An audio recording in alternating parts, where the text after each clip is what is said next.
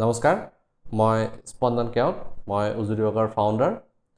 আমি উজুদিবাগৰ ফালৰ পৰা সফটৱেৰ মোবাইল এপ্লিকেশ্যন ৱেবছাইট ইত্যাদিবোৰ ডেভেলপ কৰোঁ উজুদিবাগ হৈছে অসমৰ এটা টেকনলজি আৰু সফটৱেৰ ডেভেলপমেণ্ট ষ্টাৰ্টআপ আমি উজুদিবাগৰ জৰিয়তে কম খৰচত কেনেকৈ ভাল কোৱালিটি টেকনিকেল সাৰ্ভিস আগবঢ়াব পাৰোঁ তাৰ বাবে চেষ্টা কৰি আছোঁ আজি মই হোষ্টিং বা সাৰ্ভাৰ এটাৰ খৰচ প্ৰথমবাৰৰ কাৰণে যেতিয়া এটা প্ৰজেক্ট কৰা যায় এই সাৰ্ভাৰ বা হোষ্টিংৰ খৰচটো কেনেকৈ কমাব পাৰি তাৰ ওপৰত আলোচনা কৰিবলৈ বিচাৰিছোঁ এতিয়া হোষ্টিং বা সাৰ্ভাৰ খৰচৰ লগত লগে লগে জড়িত হৈ আছে আমি দুটা শব্দ সদায় শুনো হোষ্টিং আৰু সাৰ্ভাৰ এই দুটা কিনো ডিফাৰেন্স আছে হেতু প্ৰথমতে জানিবলৈ চেষ্টা কৰোঁ প্ৰথম কথা হৈছে হোষ্টিং আমি সেই ৱেবছাইটবোৰৰ ক্ষেত্ৰত ব্যৱহাৰ কৰোঁ যোনবোৰ ৱেবছাইট সাধাৰণতে কম খৰচী বা বেসিক ধৰণৰ হয় আৰু সাৰ্ভাৰ আমি সেইবোৰ ৱেবছাইটৰ ক্ষেত্ৰত ব্যৱহাৰ কৰোঁ যোনবোৰ টেকনিক্যালি অলপ এডভান্স হয় মানে চাবলৈ গ'লে হোষ্টিং আৰু সাৰ্ভাৰ দুটা শব্দৰে অৰ্থটো সাধাৰণভাৱে ক'বলৈ গ'লে একেই কিন্তু আমি সৰু বা সহজ যোনবোৰ ৱেবছাইট থাকে সেইবোৰক আমি হোষ্টিং বুলি কওঁ আৰু যোনবোৰ কমপ্লেক্স প্ৰজেক্ট থাকে তাৰ কাৰণে যোনবোৰ সাৰ্ভাৰ ইউজ কৰা হয় এটোক আমি সাৰ্ভাৰ বুলি কওঁ এটা হোষ্টিংৰ খৰচ এটা এনেকুৱা হ'ব পাৰে হোষ্টিংৰ খৰচ হ'ব পাৰে যে 1000 2000 বা 5000 ইভেন 10000 লৈকে এটা হোষ্টিংৰ খৰচ হ'ব পাৰে ঠিক এনেধৰণে এটা সাৰ্ভাৰৰ খৰচ ক'বলৈ গ'লে 10000 বা তাৰ এবভ মানে 1 লাখ হ'ব পাৰে 2 লাখ টকা লৈকে এটা সাৰ্ভাৰৰ খৰচ যাব পাৰে ইয়াৰ লগতে আমি সঘনাই শুনি থকা আৰু এটা নাম হৈছে হেতু হৈছে ক্লাউড বা ক্লাউড সাৰ্ভাৰ এটা ক্লাউড সাৰ্ভাৰ আমি কেতিয়া ল'ব লাগে বা কেতিয়া ল'ব নালাগে হেতুৰ ওপৰত মই অকমান ক'ব বিচাৰিছো ক্লাউড সাৰ্ভাৰৰ কাৰণে তাৰ লগত জড়িত হৈ থাকে হাই মেইনটেনেন্স মানে কেনে ধৰণৰ যে হাইলি তাতে মানুহ এজন ইনভলভ হৈ থাকিব লাগে গতিকে সেই মানুহজনৰ খৰচটো তাত এড হৈ যায় তাৰ লগতে ক্লাউড সাৰ্ভাৰৰ লগত তাৰ যোনটো কষ্টিং আছে সেই কষ্টিংটো বেছি হয় জেনেৰেলি একদম মিনিমাম ক'বলৈ গ'লেও আমাৰ মান্থলি 2000 মানে ইয়াৰলি 24000 মান আমাৰ ক্লাউড সাৰ্ভাৰ তাত খৰচ হয় ক্লাউড সাৰ্ভাৰৰ কাৰণে আমাৰ হাতত অপচনছ আছে AWS বা মাইক্ৰসফটৰ এজিঅৰ আৰু গুগল ক্লাউড এতিয়া এই ধৰণৰ যিকোনো এটা ব্যৱহাৰ কৰাৰ লগে লগে ক্লাউডত কি হয় যে এই গোটেই সাৰ্ভাৰটো নিজাকৈ কনফিগাৰ কৰিব লাগে যেনেকৈ আপুনি এটা নতুনকৈ কম্পিউটাৰ কিনিলে তাত অপাৰেটিং সিস্টেম ভৰোৱাৰ পৰা আৰম্ভ কৰি আপুনি বিভিন্ন ধৰণৰ সফটৱেৰবোৰ ভৰাব লাগে ঠিক এনেধৰণে ক্লাউড সাৰ্ভাৰ এটাটো প্ৰত্যেকটো সফটৱেৰ বা প্ৰত্যেকটো তাৰ এপ্লিকেশন তাত ভৰাব লাগে গতিকে সেই কাৰণে ক্লাউড সাৰ্ভাৰ এটো খৰচী হৈ যায় জেনেৰেলি যদি সাধাৰণভাৱে ক'বলৈ যোৱা যায় তেতিয়াহলে যিকোনো এটা ক্লাউড সাৰ্ভাৰ তেতিয়াহে প্ৰজেক্টটো কৰা উচিত যদিহে আপোনাৰ মান্থলি ভিজিটৰ এটলিষ্ট নাই বুলি ক'লেও 50000 বা তাৰ এবভ হয় তাৰ বাহিৰে আমি কেতিয়াও ক্লাউড সাৰ্ভাৰ ৰিকমেন্ড নকৰো ইন জেনাৰেল কেস কিন্তু কাৰবাৰ যদি স্পেশাল কিবা কেস থাকে য'ত ক্লাউড সাৰ্ভাৰ বাহিৰে বেলেগ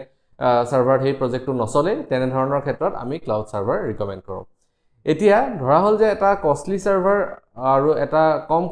কষ্টলি সাৰ্ভাৰ আমি কেতিয়া চুজ কৰো এতিয়া হিচাপটো এনে ধৰণৰ যে যেতিয়া যিকোনো এজন মানুহে আমাৰ তাত এটা প্ৰজেক্ট কৰিবলৈ আহে তেতিয়া জেনাৰেলি আমি কোৱেশ্চনটো শুনা পাই থাকো যে আমি এটা ডাঙৰ সাৰ্ভাৰ লওঁ যাতে আমাৰ প্ৰজেক্টটো স্লো নহওক বা আমাৰ মানুহবোৰে সেই প্ৰবলেমটো নাপাও তো তাৰ ক্ষেত্ৰত আমি যোনটো সাজেশন দিও হেতু মই অকমান ক'বলৈ ওলাইছো যে যেনে ধৰা হল যে এটা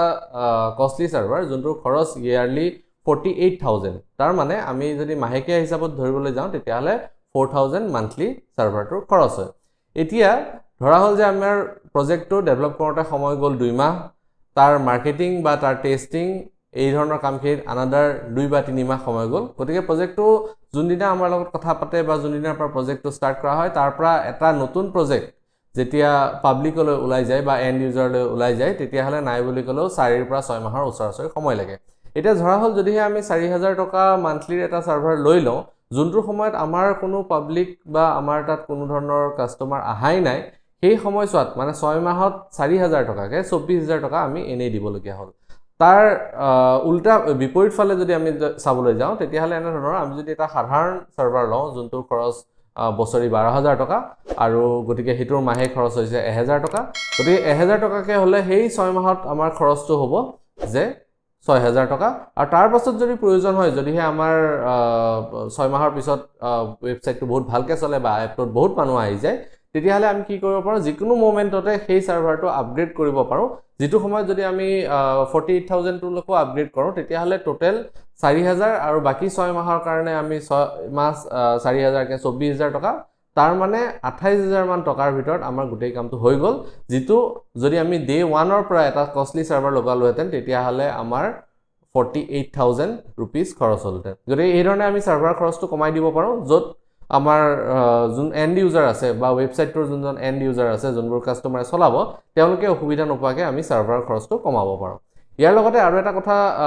মেনশন কৰিব পাৰি যে সাৰ্ভাৰ এটা আপগ্ৰেড কৰাৰ সময়ত বহুত মানুহে এই প্ৰশ্নটো সোধে যে সাৰ্ভাৰ এটা আপগ্ৰেড কৰিবৰ সময়ত আমাৰ বহুত সময় লাগিব নেকি বা সাৰ্ভাৰটো আপগ্ৰেড কৰাৰ সময়ত কিবা ডাউন টাইম থাকিব নেকি তো জেনাৰেলি ক'বলৈ গ'লে এনে ধৰণৰ হয় যে কোনো ধৰণৰ ডাউন টাইম এটা সাৰ্ভাৰৰ কাৰণে নাথাকে আৰু জেনাৰেলি সাৰ্ভাৰৰ আপগ্ৰেডৰ কামখিনি সদায় ৰাতিৰ সময়ত কৰা হয় যাতে কোনো ধৰণৰ অসুবিধা আমাৰ কাস্টমাৰখিনিয়ে নাপায়